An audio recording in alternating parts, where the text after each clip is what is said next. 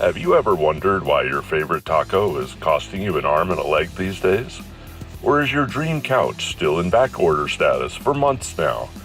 Join us as we go behind the scenes of the global supply chain. Let us discuss and understand its complexity and learn from the industry leaders, professionals, and subject matter experts.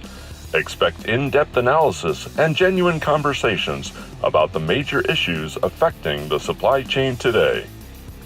Welcome to Supply Chain Demystified.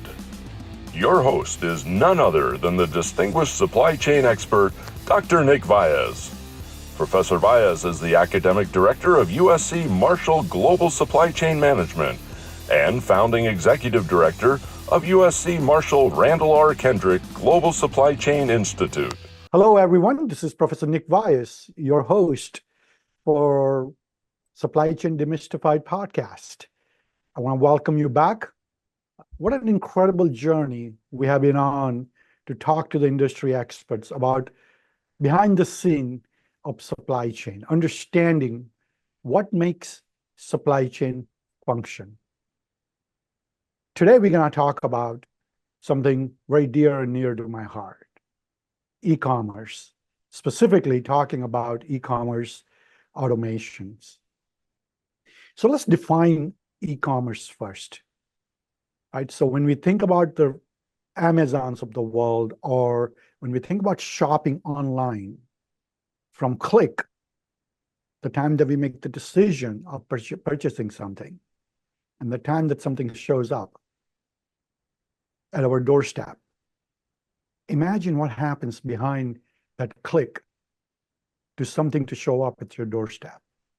The whole world of supply chain.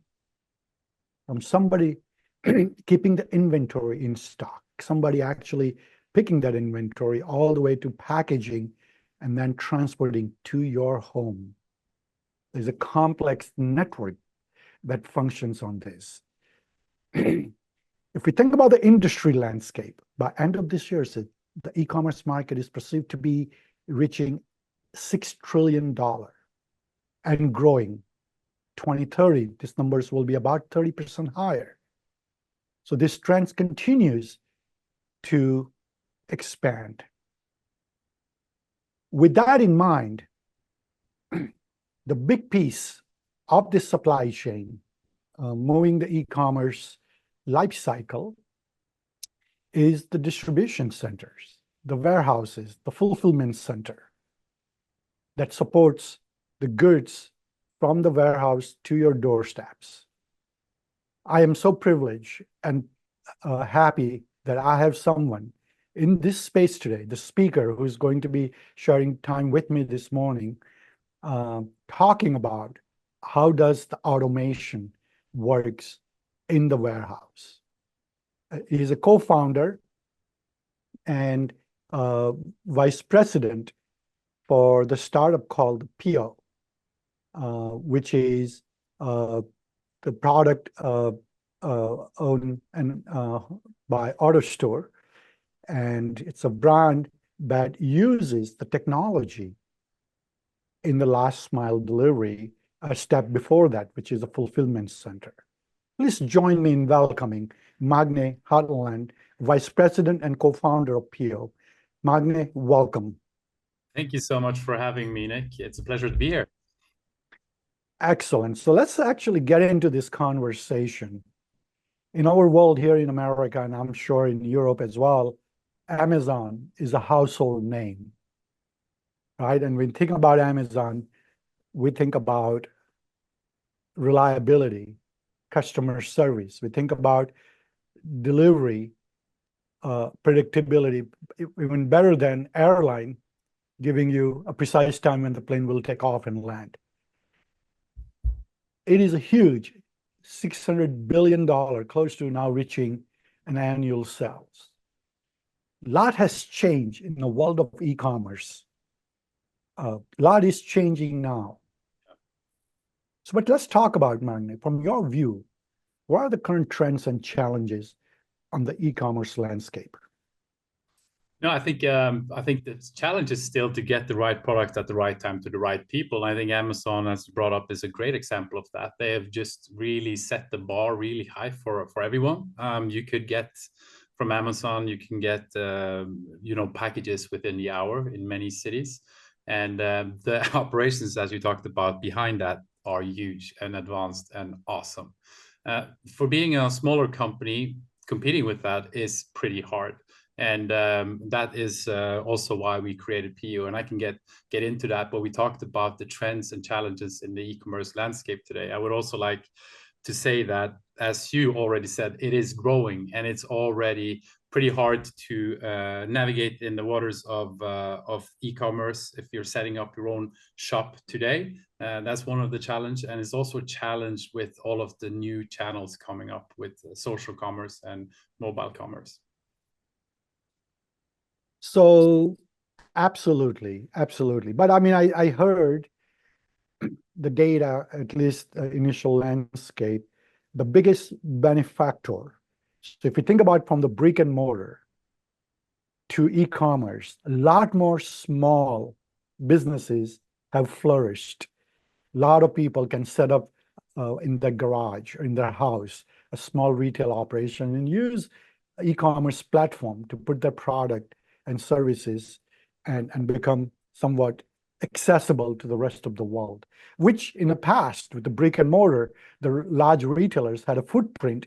And if you want to sell something on their store, I mean, you have to be gigantic manufacturer or the distributor for you to even penetrate. So would you agree the barrier has actually lessened for somebody to actually get onto the e-commerce platform and provide their product or service at a much easier rate, obviously, as the data suggests? Absolutely, Nick. I think that is one of the really advancement of both the technology and the way we do business of the world. I mean, just in 2000 when I was younger, in 2000 was it 2008, I started my own clothing business. Back then, I needed to have a minimum production of 2,000 pieces. I needed to find my own supplier, talk with the factory. I also then, when I produced it, to sell it as D2C back then was very hard. You need to get into the right chain, into the sporting goods chain for my clothing, and also then you're sacrificing a lot of your margin, and then you also are relying on that they are doing marketing for your products. A lot of that has changed now. To get production is you can make it in much smaller quantities. Marketing, you don't have to be in a big chain to get it out there. You can find the right people and reach out to them on Instagram or on TikTok and have them promote your products, and you can do your own marketing. All of that is really enabling all of these exciting and awesome independent new brands. What we do have not solved, though, what is solved already with the shopping part of it, is that you can also create a Shopify site in minutes, and it can be a really good shopping experience from the get-go. You can take your own photos and so on. It is possible to run a very good brand on your own and with a small operation. But what is not solved, though, is the logistical part. If you are running into success, you're also running into a lot of logistical issues. I did that with my clothing. I thought I would just be out celebrating that things are going well, but I was sitting just all night and all day packaging and sending out the wrong products to the wrong customer at the wrong time, basically, and creating bad customer experiences. So that is what we will change with PO. Well, so let's get into that then. What inspired for you to create the PO, and what gaps did you actually had in mind to solve for? So I've had the pleasure of working in AutoStore for 14 years. And if you don't know, AutoStore is a very revolutionary way of doing storage. Instead of having storage in shelf, the same way we've done storage the last 6,000 years, we put everything in a giant cube. By doing so, you get up to everything from 2 to 10 times more products on your rent. And just imagine that, Nick, if you had a warehouse in the middle of Manhattan, with our technology, now you can get up to 10 times more product on the same rent. That is a big deal. I also seen that we can do all the stuff we can do with our system, and we create an incredible performance increase. The speed of getting as many products out of that cube as possible is sometimes 5 times, sometimes 10 times better than the manual operation. And it will solve labor issues. It is much more sustainable than running a big warehouse. And you can get your urbanized warehouse in the middle of the city without breaking the bank. All of these benefits has been a pleasure to sell to huge companies. And in the beginning, I used to do marketing of AutoStore, and it was a pleasure to start with start with logos like Gucci and Dick's Sporting Goods and Best Buy and big companies. But the problems are the same for everyone in e-commerce. So we had now this great solution that we're selling to these big companies, and we're selling it from everything that starts from $1 million to the tens of millions of dollars. And we do that to the big companies because they have access to capital. AutoStore is not an expensive system. It's actually pretty cheap, but it's a big investment. And by that, I mean, you get an ROI that is usually under 2 years, and it should be a financial no-brainers because of all the amazing benefit it gets you. We've been doing this for 25 years now, and we're in almost 50 countries. And I just want to get it out everywhere. Just with the space efficiency alone, we've made it so that 10,000 warehouses don't exist. That is a big deal, but we can do so much more. So what we did was that we took our amazing technology, we looked at a 360 view. What can we do to make this obtainable and accessible for everyone? We found out that we need to make it plug and play. There cannot be a huge process of getting a system. We looked at how we can create AutoStore in a box and what would be the perfect step 1 of automation. And we ended up with the P100, which is a perfect starting point for your automation, and it's what we're selling now on po.com. You can get a P100, it's with 1,400 bins. You can set it up in 4 days, connect it with our plugin to Shopify in seconds, and you're up and running. And that's very revolutionary. When it comes to paying for the system, you're not buying the full system with the robots that can be, well, quite the price driver. Instead of doing that, you're buying the bin and the grid, same way you would have bought the rack you have normally in a warehouse. You're doing that, then you're buying the infrastructure for your system. And then we come and then we put on robot as a service. We put on as many robots as you need for your operations. And what we've seen so far is that customers with 5 people working in the warehouse that are totally full, there's no more room for anything. We can go in, and when then we put in a PO system, suddenly they can fit in 4 times more products inside of the warehouse. And we can do this in small garages. We can do this in big warehouses, but we did that in the garage. And then the 5 people that were working on the warehouse, now they only needed 1 person, and that person is finished before lunch. The other 4 are now doing marketing for this company, and it's such a growth enabler for them so that they can accelerate the growth while putting a check mark on their logistics and really be best in class. They're competing against all the big companies, Amazon and whatever, but and they're delivering out their products within 15 minutes. So that is a gap at the moment in the small to medium-sized companies. They don't really have access to any good technology that will get them to that level to be able to compete with Amazon. So I'm very excited to bring this to market. So Magne, what you're describing this is that the world of Walmarts and Targets and big online retailers, you're giving smaller guys the same opportunity to be as efficient, if not more, and be able to be not only play the game, but be very competitive playing Absolutely. that game. Yeah, Okay. no, that's what we want to do. We want to level the playing field. We want to give the best-in-class automation. If you talk to anyone in supply chain or in e-commerce fulfillment, I would say the AutoStore is the gold standard or the go-to system for many companies of this world. Now it's also that and enable or accessible for most companies with PO. Very good. So let's go back just for my listeners and my audience to sort of understand. You talked about the cube, you talked about 1,400 bins and those things, but let's just walk in a layman terms, the click to ship, right? Yeah. Let's just, if you will, explain to my audience the value chain and take this example that I like 2 shirts and a shoes, and I am clicking on this website, what happens next? Yeah, cool. Let's do that. Let's go a little bit even further back then. We've called it PO because that stands for products in and out. That is a warehouse. Products in that warehouse, out of that warehouse. So with PO, you will get normally a pallet from your supplier. If it's production from China, Turkey, Portugal, whatever, you get it into your warehouse. You put that pallet right next to this big box that is PO.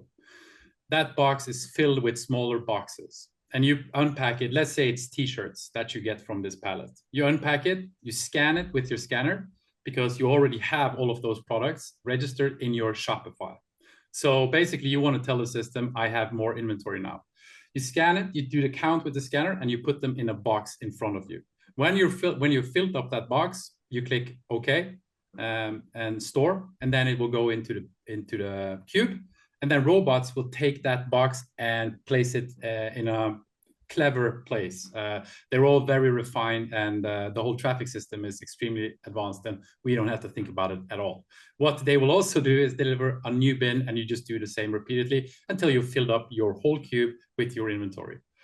When you then, or you have a customer that then is ordering these t-shirts, what the robots will do immediately, like in seconds, is to go over and dig out and get the t-shirts ready to put it on the top of the grid. If the worker is ready, if we want to do a fulfillment, if we want to do picking, it's going to be delivered directly to that worker. And they can then do a scan. They will take the products out, scan it so that they see, okay, this is the right product, count it, put it in a box, and immediately when they click OK, a label will come out. And then they stamp that label on the box, and then it's out of the way. It's a pick and pack system. It's with the absolute highest accuracy because there's only 2 sets of hands touching the products in your warehouse, which is as high as you possibly can go at the moment. And that will enable really good customer experiences. And that's what we are all about. So you will then get a notification on your phone from when you order it. If it's in the working hours and when they're working, you will most likely have a confirmation that your product has been shipped within an hour. And we think that's pretty good. Normally, if you compare it to how manual operations work, you would then, if we have time, we can take the process. I will. No, absolutely. Let's continue. This is fascinating. Okay.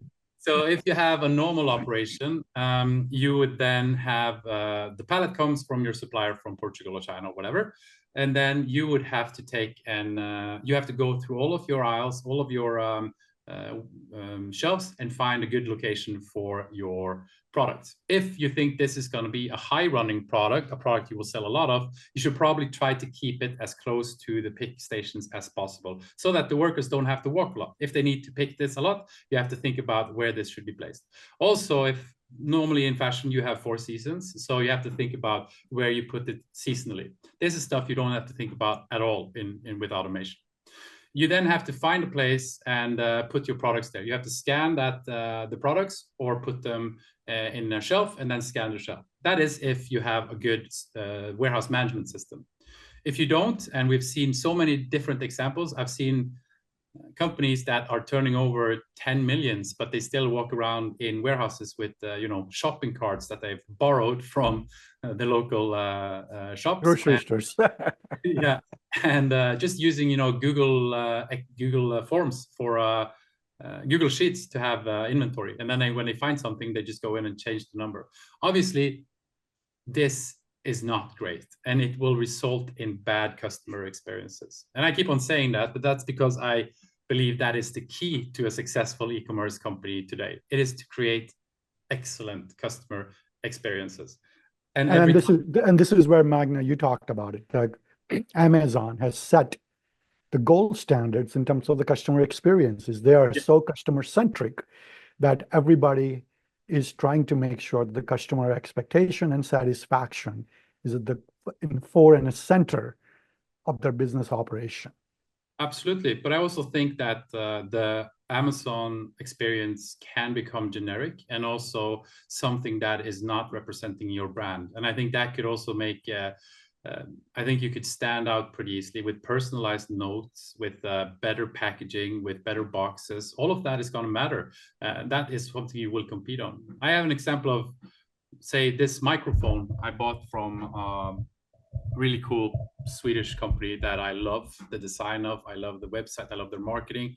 And then when I ordered it, nothing happened, and then I sent them an email, what's going on? And it took some time, but then I got an answer from the customer service. And all in all, it was messy. And you end up with an impression of that's worse now after buying it than from just admiring it from before. And I think that happens a lot, because there's something that you should really try to avoid when you're building an e-com store, and that is to have bad reviews. That's one. That is something you will get from bad customer experiences.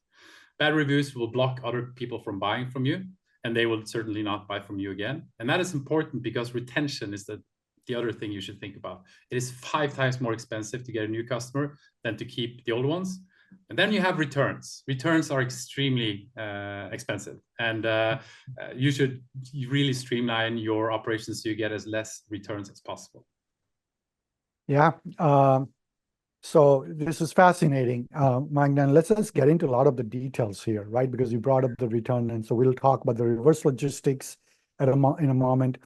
But let's think about, you use the Manhattan as an example, right? This is a global phenomena. The mega cities are coming up.